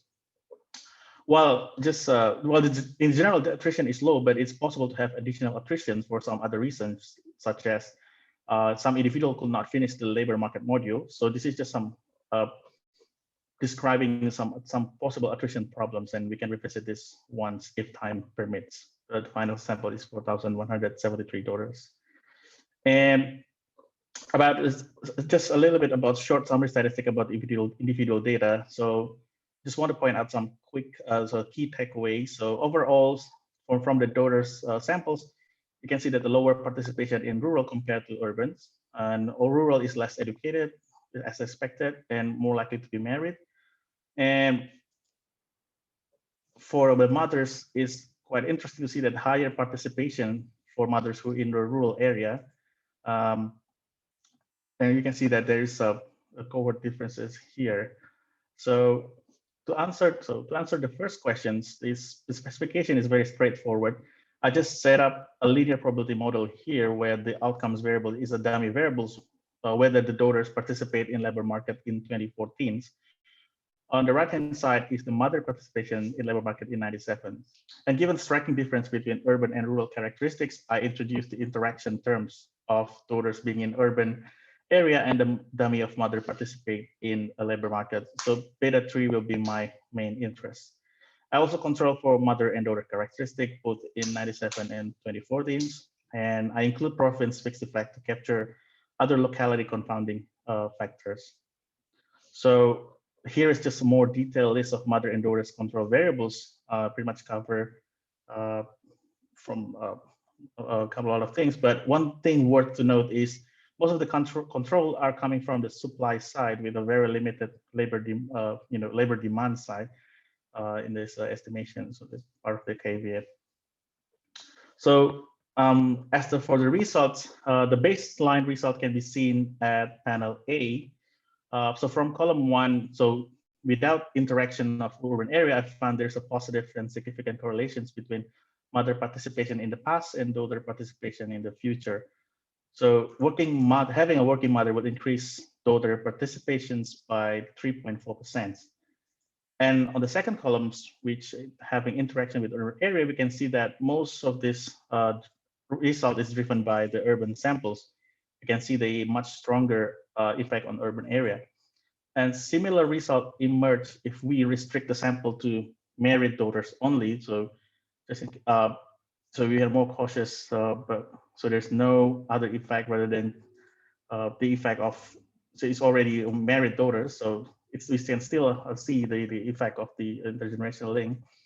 And compare with the other result, I think with the US results, these 3.4% is a bit lower in a sense, but even though it looks small, the coefficients, it's actually 4 times larger than the effect of additional year of schooling. So which highlight the importance of these channels compared to the educational effect.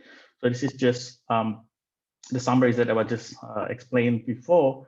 And of course, the next question is what could possibly explain this difference, especially between urban and rural. So I haven't really fully answered this puzzle, but the result itself fits with the, it's interesting because the result itself is very interesting because it fits with the facts that if we compare across cohorts, so this is just comparing across cohort female labor force participation, urban and rural, we can see that it's a very striking that the younger cohorts in urban area has higher participation in labor market, supporting the amplifying effect of this intergenerational participations, and the opposite yet puzzling trends found in rural area. So now we'd like to know that the interaction between community belief and this transmission. So IFLS provide an information about what community believe about some value. So the surveyor asked the leader of the community about some questions. And one question that I pick is about whether a woman allowed to obtain living outside the house according to the common practice here. And I hope this will capture an extreme of very strong gender norm in society, because of course the opinion of the leader community might be biased. And from here, I can construct a dummy variables that capture whether the daughter live in the community that accept more traditional or norms or otherwise. So I simply run the same regressions, but just separating into 2 samples, one who live in the community that more pro gender equality, for instance, we can say that, or less traditionals. And the results suggest that the intergenerational link persists in community that accept more women labor force participation. So acceptance norms, again, is measured by location where the daughter currently reside.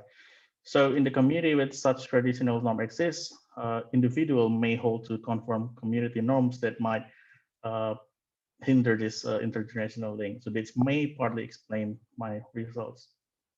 So lastly, I would argue about the potential mechanism behind the intergenerational link of the female labor force participations. So I argue this happened through socialization of gender attitudes value observed by the daughter. So I don't have a direct measure of the gender attitudes, but IFLS provide information about household decision. So for every married couples, IFLS asks both husband and wife, like 11 items of decisions related to several factors of household chores or consumption decisions, so who made the decisions basically. So this gave opportunity to construct a proxy of gender roles belief by constructing a share of the decision made by the spouse or by the wives. So higher share means more more equal household decision rule. So I want to test basically simply three things. So first, I want to establish these two equations. Just want to establish the evidence that participating in labor market indeed has empowerment effect for both mother and daughter household. So mother household, we talk about mother in 97 situations and daughters in the 2014 situations. And then show that if there's any link between this decision, mother decision rule and daughter decision rules.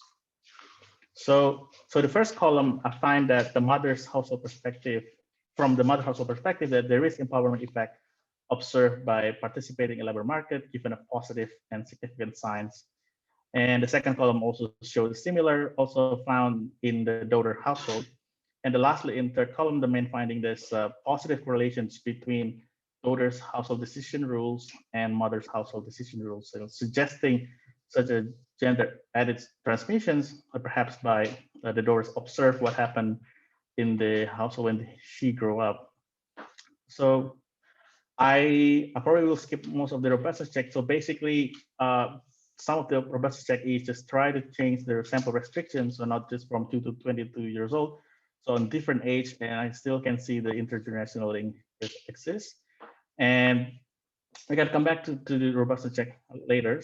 We can, so the last one robustness check I want to show you that rather than using the dummy variables of whether they participate or not participate, I redefine mother participation as years of participation because we have employment history and we still find positive and significant results.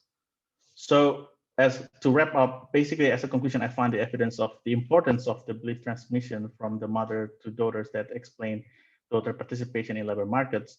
However, it's very much affected with the community belief as well. So the key takeaway here for me is, well, improving female labor force participations is important to improve future participations, but it is also as crucial there to update maybe community belief in order to expect higher participations, and because education itself, so opening access to education itself might not change what would community believe about gender roles, and it's still affecting much about the next generation's labor force participations.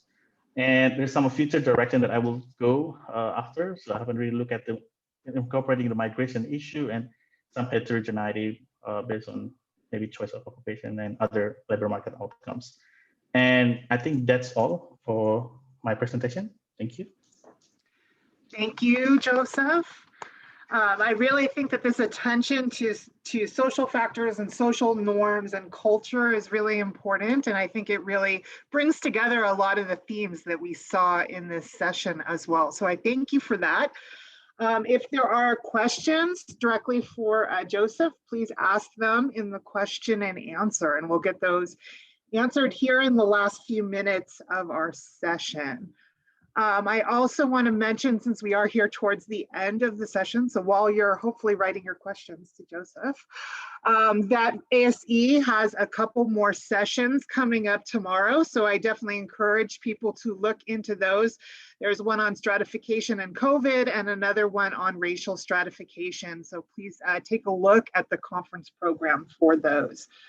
We have a question here. Joseph, this is important work, very important work. A lot of stratification research suggests that community and family norms are more important for empowerment than education alone.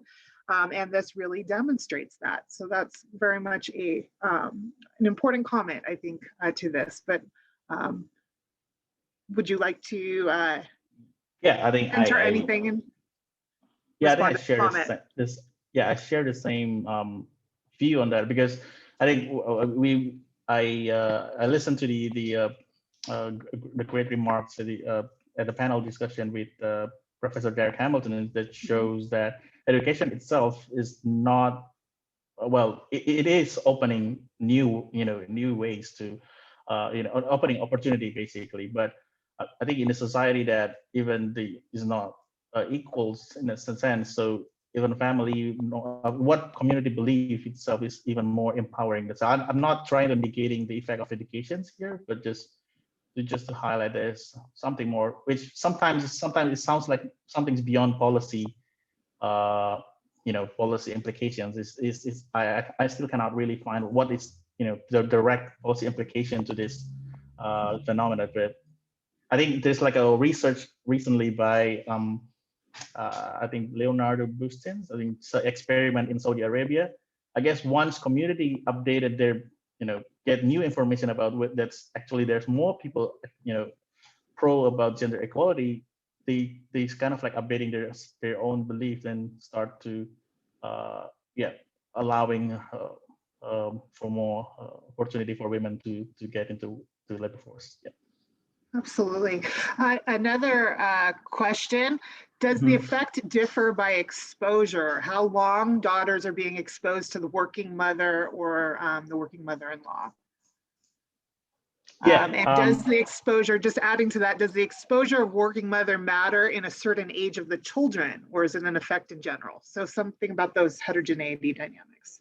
Yeah. I think that's one way I want to go. I mean, partly what I see, if I let's say so the main sample is restricted for daughters from 2 to 22 years old, and if I try to cut it, let's say from just 2 to 10 years old, it means that so kind of like have some proxy of early exposure.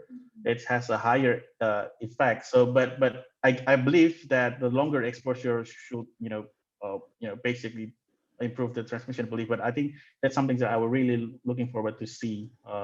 The heterogeneity of by the length of the exposure of the So a final question, is there a similarity in the type of occupation of mother and daughter in the data? Yes, it's a very interesting question. So I think we have to talk about whether in the urban and rural area. So in rural area, I guess pretty much people in Indonesia still work mostly occupation is only on the agriculture. So we don't really see some differences in terms of mother and daughters types of occupations, which is maybe it can be also one of the reasons that maybe because education is improved, but then in terms of the opportunity in the rural area, there's not so much any improvement. So, but I think I will also look into that. Is there any? But I guess there's a lot of research that already shows that there is correlations between mothers' choice of occupations and the daughters' occupations. But I think it's more heterogeneous for urban samples. Excellent.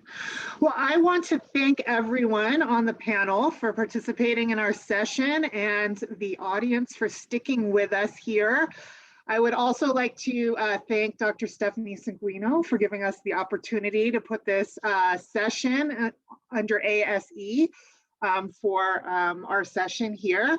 I will finally point out that several of our presenters are graduate students who will be approaching the market in the coming years. And so if you have any additional questions or comments for them, I'm sure they would be very happy to hear from you after the conference as well. And so all of their full names are on the program. And so I'll throw that out there for everyone as well.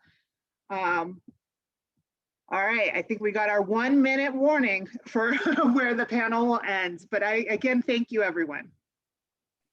Thank you, Professor Anita. Thank you Anita. for organizing this. Thank you. Anita. Thank you.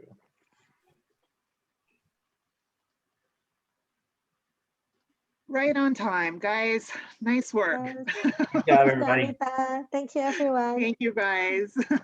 You. Enjoy the rest of the conference. Definitely see several of the other sessions. I think that's definitely. Thanks, Mike. Bye, everybody. Yes, thank you, Mike. Bye, everyone. Bye.